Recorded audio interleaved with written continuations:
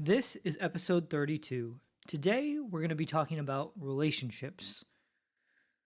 Pursuing the goal of starting your own business can be challenging and it can take up a lot of your own time. And that can kind of create some strain sometime on your personal relationships with friends, family, and loved ones. Yep. So, today we're going to be discussing how that's affected us personally, maybe some of the things that we recommend, and just share our general experiences regarding this topic. Ethan, why don't you kick us off? How has starting Blue Haven Music affected your personal relationships? Um, it's a good question, Matt. I don't know. This is one that I kind of have to think about a little bit more, so I'm gonna think out loud right now.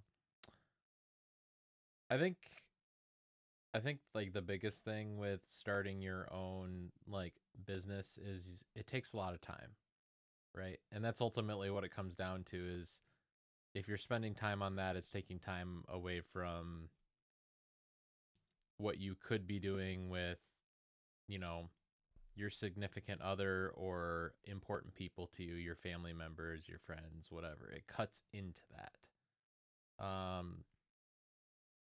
So I don't know. I mean, for my relationship, it definitely affects how much time we spend together.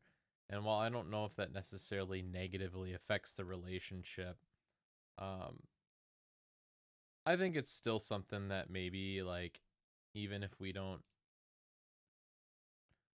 even if we don't like outwardly or aren't outwardly aware of it, like it does put a little bit of a strain on the relationship just because like again, like it's almost like something comes before the relationship, even though that's not necessarily the case. Like obviously if push came to shove, the relationship would come before Blue Haven Music, but like I just spend a lot of time in this room.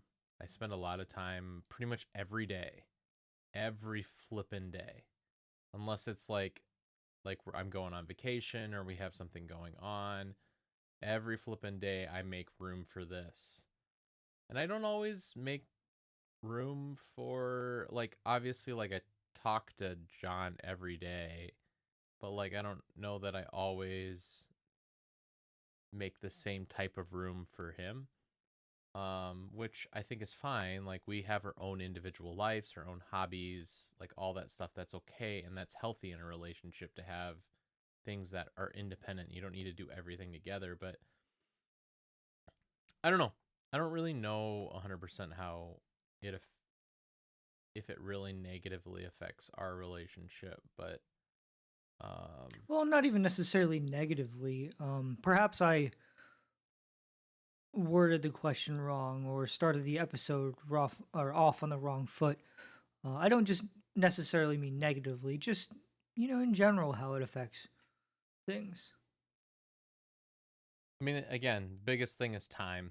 Like just in general, there's just less time for everything. Like even even sometimes like maybe outside of like significant other relationships, but like just like friends, like you have to make a decision about do you go hang out with your friends and play video games or do you work on your thing and how do you find that balance, and it's hard. um I mean, that's probably one of the biggest differences in my life right now is that I'm very occupied with music stuff. I make it a priority. I I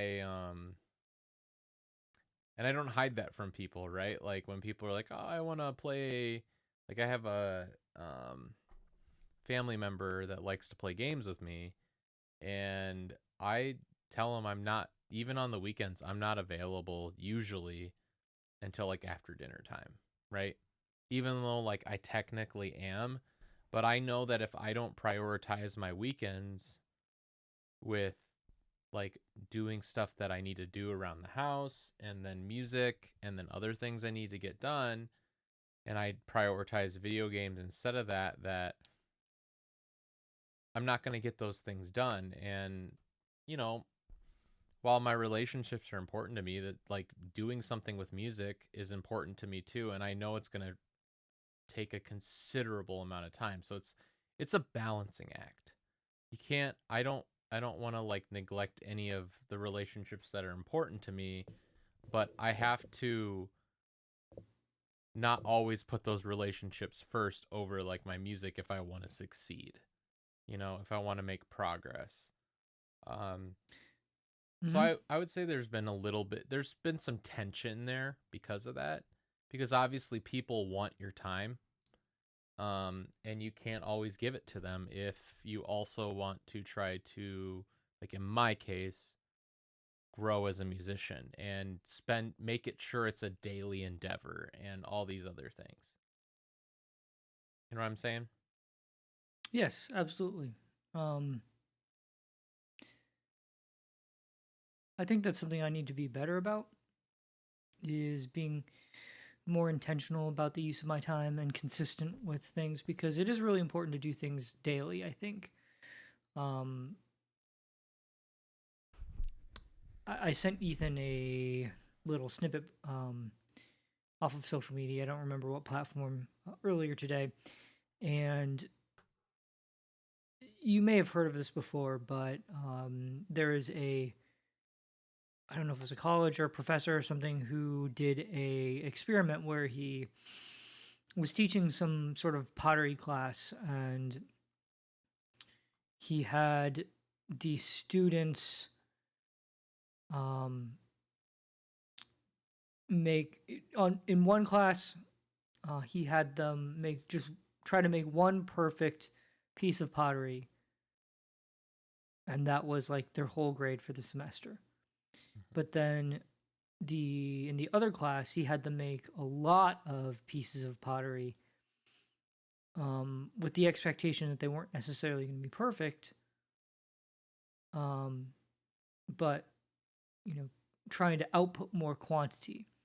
And the result that they found was that the students who were in the class that produced more quantity ended up actually at the end of the semester being much more skilled, because they had learned from their mistakes, they had practiced more techniques, they had made more pieces of pottery, and so the quality of their work, um, even though perfection wasn't the goal, by the end of the semester, they were the more skilled, you know, artisans or potters. I'm not sure if that's the right word for someone who does ceramics or pottery. Yeah, I don't know. But more Kate? skilled artists. Yeah. So the point is, being intentional about your time to do things daily or consistently is probably more important than trying to get it right, like perfect. Um, but anyway, to stay on topic, I do find that it is challenging balancing my time, and there are times I don't feel like I have enough of it. I mean, we all kind of feel that way, right? I think that as I become older, that I become more and more of a tightwad with my time, because I know that I can't. I can make more money, right? Like if I spend money, I lose money. I can work some more hours and get more money. Like most things in life ebb and flow to some degree, but Mhm. you can't get your time back. And so I think for me, one of the most uh, infuriating things now is just when I feel like my time is getting wasted or not being respected. Um, I don't I know. guess in terms of how Rector Guitars has affected my personal relationships, um, kind of like what you said, I would say that there's some tension there sometimes, because there are times where I want to be really focused on working on a particular project that might have to do with Rector guitars, and Abby feels like maybe she wants my attention. And obviously, both of those things are important to me. And kind of like what you said, like, of course, like, my wife is more important than, than Rector guitars, like, of course. Um, but it is a challenge sometimes to find the right balance to make sure everyone's needs are met. Yep. Yeah, and like the back to the daily commitment thing. Like, I mean, you don't have to be committed daily to whatever you're working on. Like, there are other ways to do things, and it doesn't have to be daily, but like, if that works for you, like, it's great. It's just, it's a lot. It's a lot to have a daily commitment to doing something. And when I say daily commitment, it doesn't mean I'm like, I have to do something every day. Like, I'm doing something almost every day, but there's a little bit of ebb and flow there. If like I'm feeling particularly drained on a day, I might let like a day go by where I don't work on music. But most days, for sure, I'm doing something. Even today, like I didn't really make a lot of progress on any songs or anything, but I set up a drum kit. Like that's still something related to the studio. Or I might not even make music, but like all that stuff that I've been talking about with the my distributor of my music and like the issues with Spotify, like sometimes that'll be the one thing I do that day is like try to respond to support and like give them like this is what I want it to be or whatever, right? Like just to have something else checked off that is moving things forward. Mm-hmm. Even if it's just a little bit. But yeah, like a daily commitment or almost daily commitment, it's a lot. It's a lot. And when you work 8 hours a day and you come home, I mean, when you're at work, you have your work relationships, but then there's your relationships outside of work. Like, I mean, you work with your wife, like not directly, but you work at the same place. So it's and I technically work with my significant other too. Um, Oh but yeah, I never thought about that. That's kind of but interesting. it's different. Your relationship's different, and then you have your relationships that are outside of work that, well, like you only have the time outside of your work like to do those things or to spend with those people. Like say if you have kids, right? You work all day, then you come home, and then the only time your kids get with you is what happens in the evening, right? So of course your time's going to go to your kids, but then what time is remaining for you just to relax and then also for you to work on the things you want to work on? Like obviously everyone's got different schedules, different lifestyles, and that's not the way it has to be for everybody, but like your time's very limited. You've got this big chunk that you go to work, and then you've got all your that you got time outside of work to spend on your whatever else. And relationships outside of work are a piece of that pie. Sometimes even your relationships at work take up a piece of that pie. And then there's in my case, music that takes up a piece of the pie, and um, I don't know. It doesn't leave a lot of wiggle room for anything, and you do have to compromise. I guess that's what ultimately this comes down to, right? Is because time is limited, you ultimately have to compromise the different aspects of your life, and sometimes that means like sometimes that means not making progress on music. Sometimes that means making your significant other frustrated with you. Sometimes that means disappointing your friends because you can't hang out.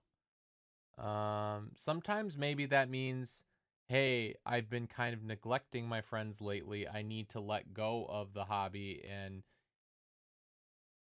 just spend some time with them, right? Like sometimes it's a balancing act. It's constantly compromising because we just have so little time to work with, and I think naturally compromising is going to cause some source of tension, right?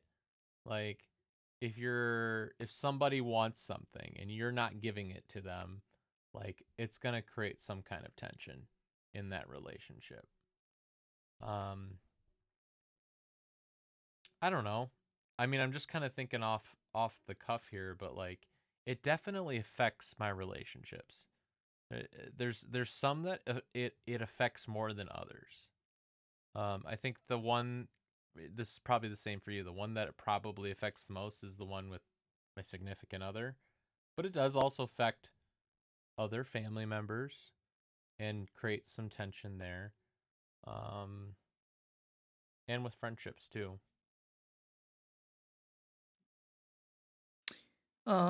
So I guess on this subject um of time management and just balancing all of that, what would you say is your biggest time sink that you really wish was not, or that you could get a better handle of? Honest answer, my job. If I could reclaim 8 hours of my day every day, or even half of that, 4 hours of my day every day, man, things are gonna get easier. Well, things will. uh, It'll be a lot more time to work with. Hmm. Assuming that is not on the table of options, because I feel like that'd be a lot of people's first thing is, yeah, if I could get rid of my job, then I could do all sorts of things. Um, I don't know. It's hard because like I gotta eat. Um, I don't really want to sacrifice working out because I don't want to become, in theory, by working out, I could live longer, which extends my life. I could live a healthier life, so I could have more healthy years. It makes me feel better.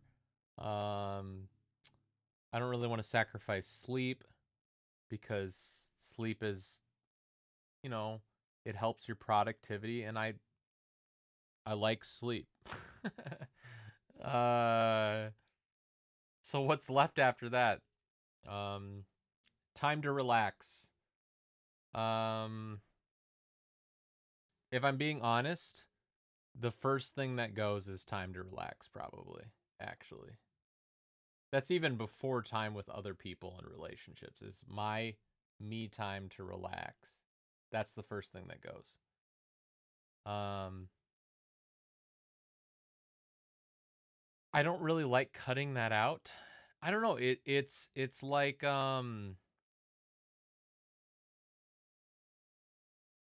it's like a game of whack-a-mole, or it's like you have like a box of Play-Doh and you're trying to fit more Play-Doh in, but to fit more Play-Doh in, it's going to push out another area, you know? Mm. Like it's like no matter what you do, you're giving up something that you really really want to do still.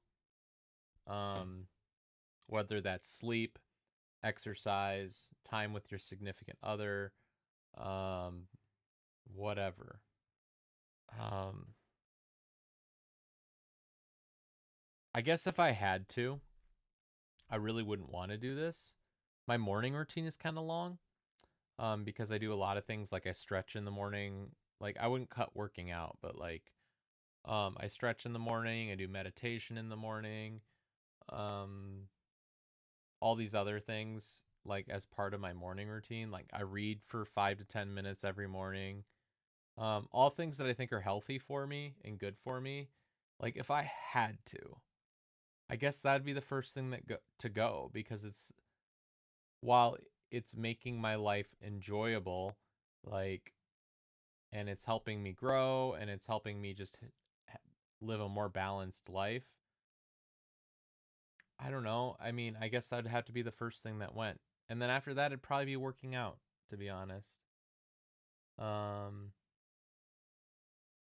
you're running into a lot of things that are high priorities all butting up against each other. And that's where it gets really hard, is when you have a bunch of high priority stuff starting to collide. If you got a low priority with a high priority, it's not that big of a deal. But Mm, you got a bunch of high priority stuff, it gets really hard to squeeze things in and decide what is really important to you. mhm. But yeah, I guess my morning routine would be the first thing that kind of goes, so I can go to bed later. Um, and then after that, I don't know, relaxation time. I don't know, man. You're asking a hard question. It's like, I don't want to sacrifice any of those things, because each thing in my life right now is like contributing something significant to my life. So it's like, uh, I don't know.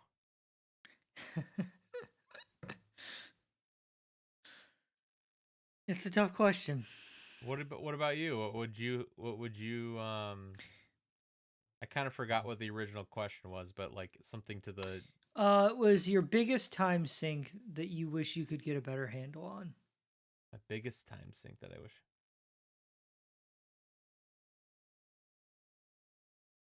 Okay, well, I didn't answer that question at all. I would say honestly, releasing music um is a big is a bigger time sink than I'd like, because I have all these steps that I got to do, and upload to Spotify, do a playlist pitch to see if you can get on a playlist, upload it to SoundCloud, put it on my website, blah blah blah blah blah. So there's that, So and then all the logistical stuff. all the logistical stuff that you really don't want to do. Like, if you could snap your fingers and it happened, you would do it. The unglamorous, not so fun parts.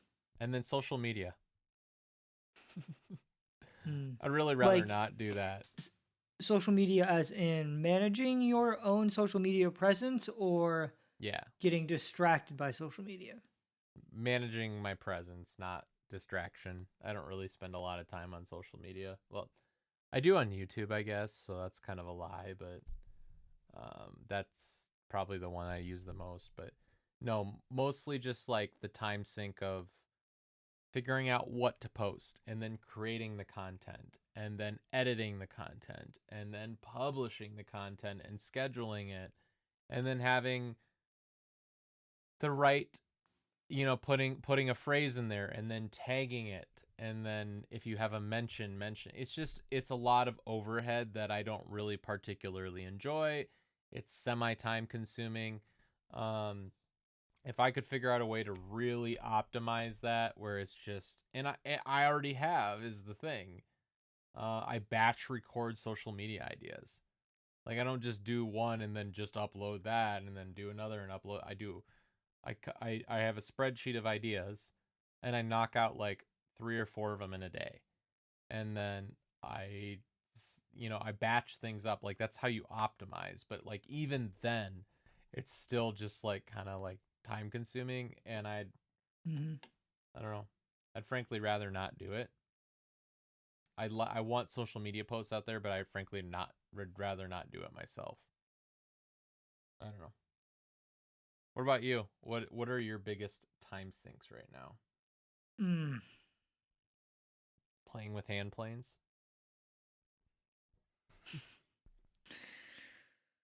No. Playing Minecraft?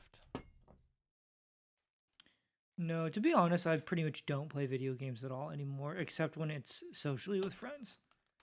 Very, very rarely do I ever play a video game when it's not a way to connect with friends. So, Mm-hmm. just for reference for our listeners, I live in the Baltimore area. Ethan lives in the Twin Cities area in Minnesota. We grew up in Cedar Rapids, Iowa area. We've got friends all over. Like, we have various friends in Minnesota spread throughout Iowa. I've got friends out here. Like, Mm-hmm. and one of the ways that we occasionally try to keep in touch is just hopping online and playing some games together. But I would say we're trying to make it a regular monthly thing. And But Matt doesn't want to beyond, commit. I'm just kidding. I gotta manage my time, man. Um, but beyond that, I really just don't play video games on my own anymore. So to be honest, I think the one of my biggest time sinks is just screen time. Um, I feel I spend too much time on social media, not intentionally, but I might open the app to look at something and then I just end up spending too much time or scrolling for way too long. Um, or I just end up watching too much TV. My wife is a big TV junkie, and that's sort of her, like, Way to relax. her way to relax or escape. No criticism or anything. I get it. I totally get it. Yeah, didn't mean it in like any sort of critical way. But I will walk by sometimes, and she'll be watching something, and I'll just like, oh, like I get like distracted, and then like I like sit like kind of like stand there and like watch for like a few minutes, and then end up like sitting down. And before I know it, like I've watched like 2 or 3 episodes, and then like I'm like, oh man, like this isn't how I wanted to be spending my time. Like it's great that I get to spend time with my wife, but you know, watching that TV show wasn't really my priority, right? And so sometimes I think screen time in general. I'm curious. You say you don't spend much time on social media. Do you have any strategies that you use to help uh, avoid getting like sucked into social media? Because I mean, the platforms are designed to like I mean, be it super engaging. depends on what you classify as social media. I mean, Facebook, like Instagram, like that kind of stuff, I'm classifying as social media. I don't always mentally classify YouTube as social media, even though it kind of is. That's the one that I am the worst about. Um,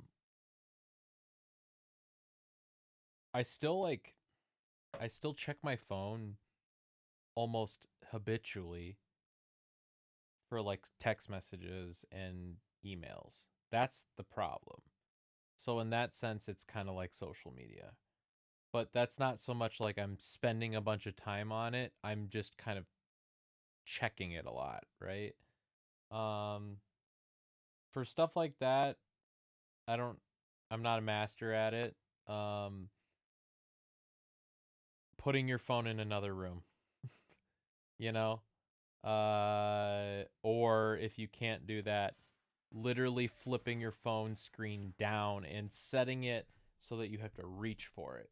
Because if it's just right here, like you're gonna look at it. Like I will sometimes. You probably do this too, but like I'll be at work, right? And I'll be waiting for something to load, and I'll pick up my phone. I don't have anything to look at, but I'll pick up my phone. I'll look at it. I'm like, I wonder if I have any texts. And no purpose except for checking if I have more texts or whatever. Um, Mm-hmm. and I just think that's a bad habit because then it's like Yeah. you have to fill every little bit of time with some form of entertainment. You can't have any downtime, and it can break your focus. So I mean, yeah, putting your phone in a different room, um, or flipping it upside down so you can't see the screen, and then making sure it's like within reach but not like right in front of you, like off to the side, out of sight, out of mind. And you have to kind of reach for it, or any variation of that kind of stuff. Um, I don't like uninstall social media apps or anything. For some people, that works really well. You only use the browser version, which is worse than the phone version, the app version. Some people do that. I've never found my addiction to social media to be that bad. Again, YouTube's probably my worst. I don't know. don't know if I really do anything to actively avoid that. uh, but I also am not watching it like it's not usually when I'm watching YouTube, it's like right before bed, right? Or like while I'm eating. So I wouldn't be like working on music anyway. Like, and while those are Hmm. probably bad habits in and of themselves, it's not like um I don't know. I guess the biggest thing is like how I address just even looking at my phone in the first place. And that's put it in a different room or flip the screen down and put it out of reach. I don't really know of other ways, like especially if you need to have your phone near you. I guess that's the other thing too. Like really question whether you actually need to have your phone with you or not. And if you don't, then don't bring it with you. Like if you do, then figure out other ways like putting it in a different room or making it inconvenient to get it or whatever. Um is really the I don't know, is I mean is there much more else you can do? Um have self-control. Literally mentally I mean this is going to sound a little insane, but like create a mental label. Like every time you're like you mentally think, "Oh, I should open Instagram," just like literally say no every single time. Like mentally respond to yourself saying, "No. That's a bad idea. No, don't do that." Uh it sounds insane, but I think it kind of works.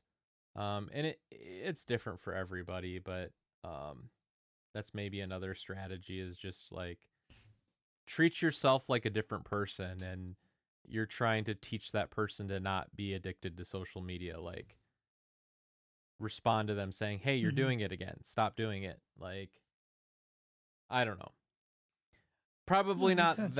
Probably not that helpful, but I'm also have my own little battle with phone usage that I'm trying to beat right now. Did you want to go into that anymore? Or? Nah, no. Alrighty. Um, Trying to think. I guess back to the topic of um relationship. I guess we talked about how it affects our personal relationships. I don't know that I had any other questions regarding that. I don't know. Did you have anything else that you wanted to ask or add? No, I think it's a little it's hard to describe. You know it affects your relationships, but like exactly how is kind of sometimes hard to know. You Hmm. know it creates some source of tension, but um Oh, one thing I did. Sorry, am I interrupting you? no. One thing I did want to say is I'm very fortunate that I've had people in my life who've been very supportive, and I would say Aww. just in terms of your relationships, you obviously make sure that you are not neglecting people and giving people the love and care and attention and time that they deserve. You know, respect other people's time, um, and the commitments you make to them. But I will also say, in terms of relationships, you know, try to cut out people who are toxic, people who are unsupportive. Yeah, like me. What'd you say? Like me. Yeah, like Ethan. He's the worst. Gosh, that guy's terrible. Gosh, we're having so many technical issues. I had a issue with one of my headphones, but um, yeah, have good friends and good people in your life, and you know your friends don't have to understand or be into the same things as you, but at least they can be supportive of your goals. And I think that that is important to surround yourself with people who have sort of a positive outlook on those things. Right. Um, They're willing to believe in, even though they don't know what it takes to be a luthier or a musician, they're willing to believe that you can do it just simply because it's something that you care enough about that you're going to put the work in to get there, you know? mhm. Versus like a doubter that's like, well, what evidence do you have that you're ever going to be successful in that? You know, what evidence do you have that you're going to be able to make a living off of that? What, you know, like the kind of the doubters, like Yeah. obviously, obviously being like realistic, right? There is a form of realism in that, in doubting, because you haven't proven that it's been done yet for you. But like at the same time, I don't know. I It's think it's just okay. I think it's okay for your friends to have constructive criticism and a healthy dose of skepticism in terms of like caring for you and having your interests in mind. But like, I also think there are people out there who are just like,